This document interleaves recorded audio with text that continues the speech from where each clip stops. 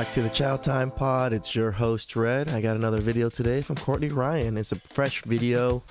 I haven't not watched it myself, but it's a video about standards and preferences and what's the difference and why people are so single. So again, people always say, never ask a fish how to catch a fish. This isn't that kind of case. This is just like, oh, how does their mindset work? And then what does she think is going on kind of thing. It's how I see these things. So please like and subscribe down below. I'd really appreciate that. And let's get to the chow. It's chow time. Hi everyone, welcome back to my channel. If you're new here, I'm Courtney Ryan, and today we are tackling the subject of standards versus preferences. Yeah, nowadays I can't even tell what's the difference. Everybody seems to say their standards and preferences are like almost interchangeable, right? Because as a society collectively, I believe that we are using the two interchangeably when they should in fact not be used interchangeably, and just getting them mixed up. And see, I thought it was just me being confused about it. I guess everybody notices it too, huh? Going after our preferences and totally forgetting what our standards are because we're going after the preferences, which are the things that truly don't matter. So without further ado, oh, is that what it is? Preferences are things that don't matter? Do it. I want to begin by defining what standards and preferences are by the book here, just so that we're all on the same page. So starting here with standards. Standards are a non-negotiable. They are your must-haves and deal breakers. It is requisite for the health and maintenance of a long-term relationship and cannot be supplemented or made up for with other qualities, aka your preferences. Some examples of standards here, so I can make it very clear for all of you, include the following: respect for your opinions, feelings, needs, beliefs, and desires, shared values, ethics, morals, and even philosophy, honesty, trustworthiness, and transparency, feeling of safety, equality, and affection, healthy conflict management and ability to communicate freely, and mutual attraction and corresponding level of desire. There are many more depending on you as a person and what you value as your standards. I think these can vary a little bit, but again, they should be these things that are, needed in order to maintain a healthy relationship with this person, not just things that you would ideally want in a partner, which is what we're going to talk about next with expectations and preferences. Preferences and expectations. Preferences are always negotiable. They are the icing on the cake that can either improve the functioning of the relationship, reduce overall stress, or increase your ability to enjoy your partner. Also, we could say a greater liking for one alternative over another or others. Expectations are a strong belief that something will happen or be the case in the future, or a belief that someone will or should achieve something.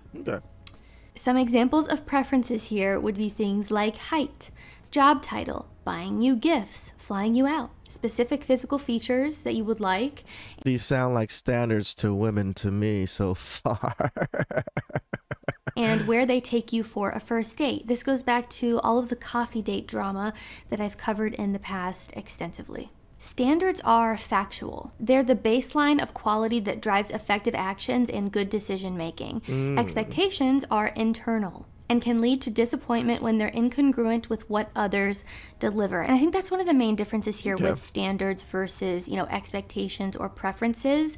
The expectations and preferences are all based in our beliefs, our internal beliefs of how we feel others should be acting or what others should look like, or, what we deserve in a partner.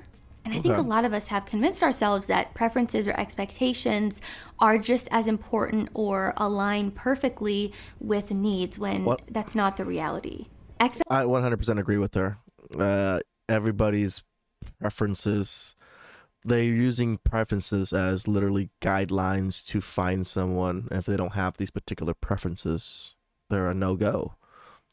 Expectations run the risk of actually not being aligned with your needs at all because they are strongly tied to our own preferences as individuals. And sometimes they can really get chiseled down a little too far, so much so that they lose the intended purpose of having it in the first place. We have these grocery store checklists of what we want in a partner, and I think that's mostly women. And that's great when it comes to standards and the way that someone treats you, and if your morals and values align, if you have core values that are the same and life goals and all of that.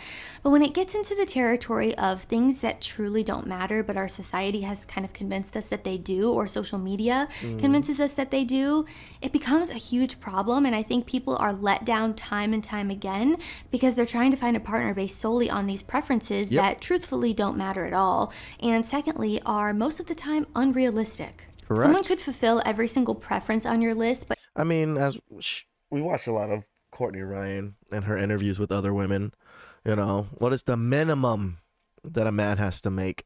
A minimum is almost a requirement. And they're saying 500K, 300K, you know, 650K. Those are ridiculous, unattainable numbers.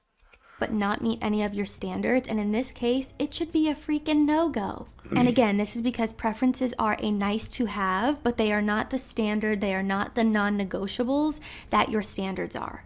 And so many people are conflating the two and doing the opposite of what I just said. And I personally believe that it's one of the many culprits causing a number of the modern dating issues. This is why I like when I hear listening to women talk about some of these things. You know how women are better communicators than us, so them putting these into like certain words and the way they communicate, like it works, you know. At least it sinks in a little differently than if I heard it from a man, because they're gonna say it differently. The issues begin to arise when people are unwilling to make compromises on their preferences because they're viewing them as the standards. Yep. He has to be 6 feet and I'm not willing to compromise on height. Nope. Even though I'm 5'2". Nope. Okay, but let's really look at that and understand how much you're limiting yourself when you don't make compromises on these silly things that truly don't matter. In the US, for example, only 14.5% of men are 6 feet or over. So right there, you are limiting yourself greatly. And fine and dandy if that's your thing, but understand how rare it is what you are looking for, and understand that that may be why things are not working out for you, because you're only going after 14.5% of the population, and then there's a ton of other things. This is where the probability versus the probability versus what was it called?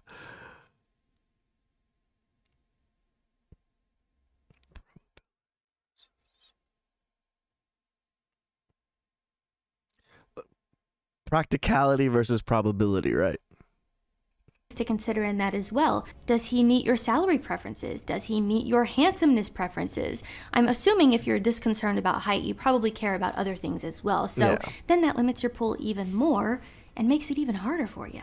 Let me give you an example here outside of just dating so that we can take the emotion of relationships out of it. I am in the market for a house. I'm in the weeds of house hunting, and I've made a list for myself of non-negotiables, which are my standards for a house, and then my preferences, which are things that would be nice to have.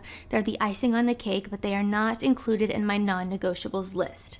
This has made searching for a house so much more realistic and attainable for me because I'm not following a checklist of things that I need to have and also all the things that I want to have. Initially, I went in and I made a list of the things I needed and the things I wanted. And when I started looking at the houses on Zillow and online, I realized that I didn't like any of them because my expectations were incredibly unrealistic. So that's just me being vulnerable. That's me being transparent here. I needed to be humbled and brought back down to earth, so I made a distinct 2 separate lists of, you know, these things that would be nice, the preferences. They are just a little bonus, right? They're not the things that I'm looking for. They're not the things that I would say yes to a house because of. So what are my standards? Well, number 1, within my budget. Number 2, enough space, so 3-bed, 2-bath minimum. For my life and my lifestyle and the work that I do at home, I need that much space. And a safe area where I can raise a family. Those are really the only 3 things that are absolute needs for me. The rest I can compromise. Those sound fair. I mean, I guess when I was looking for a house, that was very similar. It was just how many bedrooms and yardage. That was kind of important to me, yardage. So I like the front yard and the backyard, but everything else was kind of whatever. On. Now, what are my preferences? I have quite a longer list of those because I realize that I truly don't need most of these things. A walk-in closet, an attached garage, lots of nice natural light, not super close to my neighbor's house. I don't know, an attached garage is pretty nice. If I could, yeah, I guess you're right. It would be a preference because if I could get one, it'd be nice, but it doesn't kill me if I don't have one. She's right. a finished basement. The list goes on, you get the point. But the point that I'm trying to make here is that I think sometimes we have very unrealistic standards about what it is we should be looking for in something, so much so that we forget what it is we actually need because we're so focused on what we want or what we think we deserve or things that we've seen on social media that make us think that social media makes us want more. I mean, especially women, because the advertising, they're just bombarded by advertising and bombarded by lifestyles that require a lot of money and require a lot of things to attain. You know, everything should be amazing and perfect, whether that be a partner or a house. I think that social media has really kind of warped the way that we view these things and this idealistic level of if it's not perfect, I don't want it. Yeah. And a great way to look at women this, whether we're talking about the house or we're talking about a partner, you know, if this person meets all of my standards, that is a win in itself. If a person meets all of my standards and my preferences, that's a double win. That's amazing, but I know that's rare to find. But if something meets all of my preferences and none of my standards, that's an L. That's a no-go. We're not doing that because that's how we get bamboozled. Yeah, that's how you get the Chads and Ray Rays and Tyrones, you know, just tearing shit up. That's how you end up in a house that looks perfect, but really the foundation is cracking and something's gonna go wrong and cost you $1 million.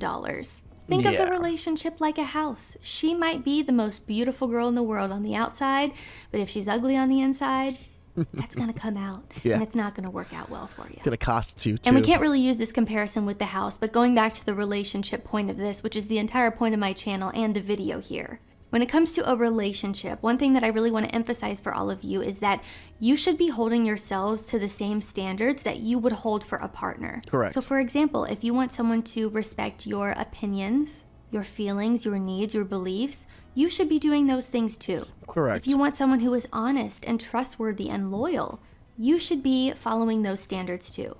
Get what I'm saying here?